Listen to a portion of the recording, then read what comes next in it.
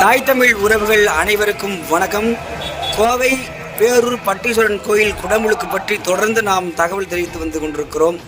தமிழ் முறைப்படி 3வது நாளாக தமிழர்கள் இங்கே யாகசாலைக்கு வெளியில் அமர்ந்து தமிழ் மந்திரங்களை கூறிக்கொண்டிருக்கிறார்கள்.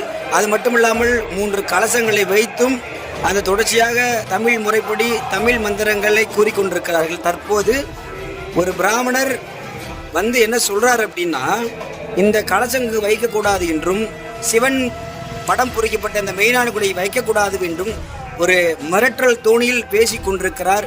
இவருக்கெல்லாம் இந்த தைரியத்தை யார் கொடுக்கிறார்கள் என்று யாம் அறிவோம், மக்களும் அறிவார்கள். அதற்கான பாடம் விரைவில் புகட்டப்படும்.